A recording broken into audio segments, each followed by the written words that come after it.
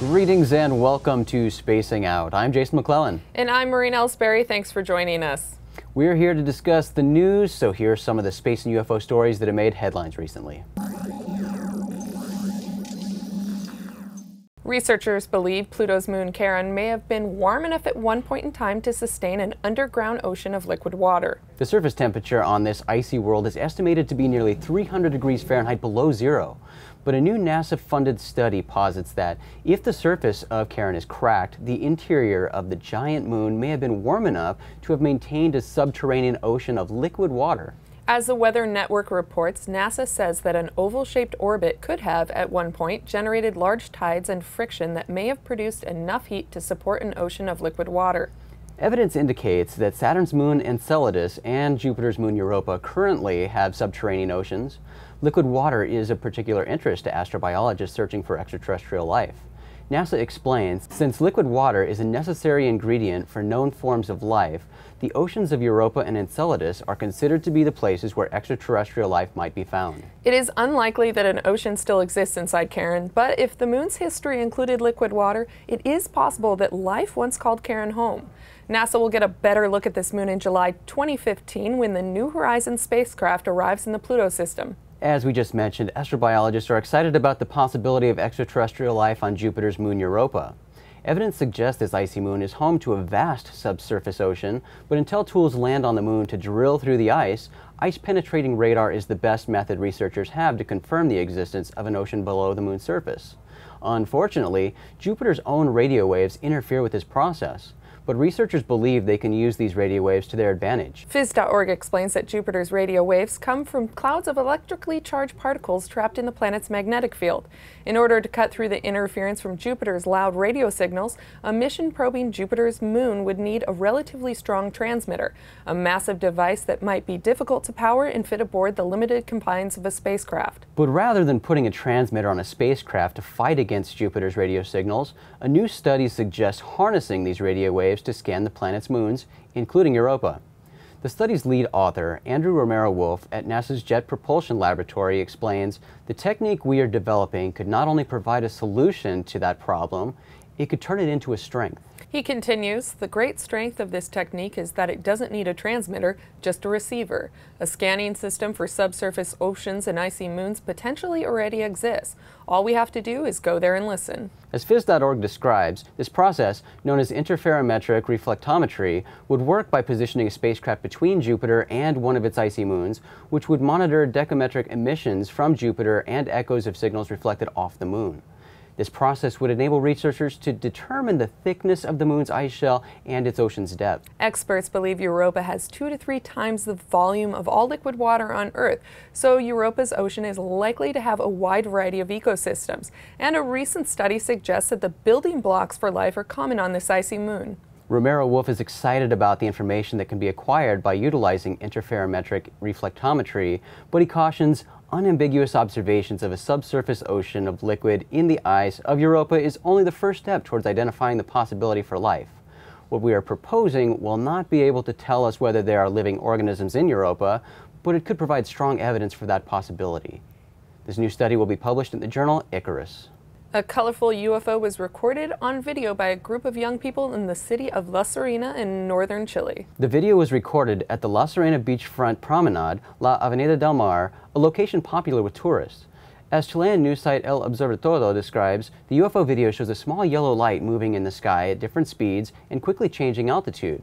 But as the craft approaches the camera, multicolored lights are seen, specifically red and green lights. And according to UFO Digest, one of the witnesses can be heard in the video stating that the UFO lands in an empty lot on the beach before ascending again. The aerial object displays multiple colors as it zips through the sky, flying directly over the heads of the witnesses. This nimble light in the sky is fun to watch, but this UFO has a very terrestrial identification, most likely. The multicolored lights and the movement of the object are consistent with a remote-controlled craft like a quadcopter, more specifically a Phantom II model from the unmanned aerial systems company DJI Innovations. A witness recorded video of a black UFO over Playa del Carmen in Quintana Roo, Mexico. The incident occurred just after sunset on the night of May 28th. The witness noticed the unusual dark aerial object as the sun was setting. He describes the UFO as being black, no lights, and silent. As the sun set, the witness nearly lost visual contact with the object. He ran inside his home to retrieve his Yukon Pro 5x45 night vision monocular and Angel Eye digital video recorder. He managed to record approximately 5 minutes of video before the DVR's battery died. The witness explains, this setup is normally used for a dark night sky, so the light at the time of this sighting was very bright. I darkened the video and increased the contrast to see the object better. He uploaded slightly more than 1.5 minutes of this footage to YouTube, showing the strange object as it hovers, then moves through the dark sky. He describes the object seemed to drop in altitude and move towards 2 antennas as landmarks. The witness also states, this object does not fit into anything I can't explain or identify. Well, you identified this, though. So no. It was a TIE fighter. Well, it could be a TIE fighter, but I don't know, that'd be a little scary. This one is very fascinating to me. Again, we don't have much detail to work with, but I love night vision videos, and this doesn't seem to be, you know, what we see a lot of night vision videos like birds or things. Right. You know, think of birds hovering and then dipping and doing weird stuff. Something that I thought initially is that it could be possibly a balloon or some sort of inflated thing attached to the tower, because it kind of stays in that same relative area, dips down, swings around. But the witness who provided this video to us went to the tower, drove by the tower the very next day and said there wasn't any balloon there. He is a sky watcher, so he's frequently out on his rooftop there watching the sky and hasn't seen this object before. So it is interesting. It is. I'm not quite sure what to make of it yet. My immediate thought was maybe possibly a balloon as well, but I don't have a lot to go on. Yeah, right now I'll stick with TIE fighter. Yeah, I think so. All so right. everyone watch out down there. But I do think it's fascinating, and if anybody has any additional ideas what this object could be, please leave it in the comments, because we would love to know additional things to consider, as would the witness. He's very forthcoming with the information and is curious to find out what this object might be. Right. So let's talk a little astrobiology here, and we've had a lot of news lately about, you know, Charon and Europa and these subsurface oceans. And now there's a lot of talk about actually pushing missions to get to these moons to physically tell, because it's great with Jupiter and the radio waves and all that stuff, but still, it's not physically being there. It's still just kind of evidence hinting at possible oceans. Right, and I've been waiting for a type of mission like this to happen for a long time. I mean, I'm dying to get us drilling underneath the crust of some of these moons, and I think that this is a really important advancement. If we do discover that there is all sorts of life teeming under the surface, that's a huge step forward. And I have to go off on a little rant here, because we've been writing about these stories and posting them, and of course I had some commenters on YouTube, or not YouTube, excuse me, Facebook, who said, "Who cares? We already know they're here and they're visiting Earth, blah, blah, blah." Okay, let's say that is 100% true.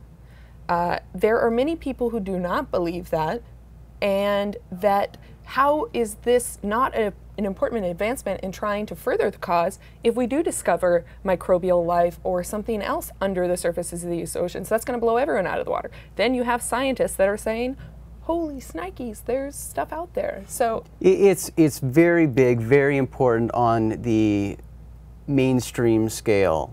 I agree with you completely. It doesn't matter, you know, what we do or do not believe about extraterrestrials being here right now. Not everybody believes that. Right. So, and a lot of people look to the official scientific community to give us answers and tell us what is going on in the universe. Whether that's a good thing or not, who knows, but that's what people do. So when news comes from these official agencies, the community as a whole, and says, hey, look, we found extraterrestrial life, even if it's microbial, that's going to be huge. It's going to get people to start considering other possibilities. Because right now some people just write it off. Say, right. Well, science hasn't told me that it exists. But, and a lot of the search right now is looking at far away places, right. but now we're talking about right here in our solar system. And I firmly believe there's a lot of extraterrestrial life here in our solar system. And what they're finding now, even more fascinating, with poor Pluto, it's not even a planet anymore, they're speculating that there are planets in our solar system that are beyond Pluto. Yeah. And talk about not knowing really anything, let alone things about what's going on in our solar system, but they just discovered a kind of a massive subterranean ocean here on Earth. Right. we're constantly finding out things about our own planet. There's so much more to be learned, and I think it's very, very easy to, or I won't be surprised at all when they do find extraterrestrial life. Yeah, so calm your horses, bodies. People. It's important. It is important for many reasons, but I'm excited about it, and all this stuff is coming very soon. So we'll wait and see. I think that a lot of public discoveries are going to be made and announced, and it's going to change everything. Well, that is all for this episode of Spacing Out. Remember to visit our website, openminds.tv, for all of the latest news, and we have a podcast too. Go to openminds.tv/radio and check out Open Minds UFO Radio. And if you enjoyed today's show, please click on the like button and subscribe to our channel so you know when we post new content. Thanks again for joining us today. I'm Maureen Elsberry. And I'm Jason McClellan. We will see you in the future.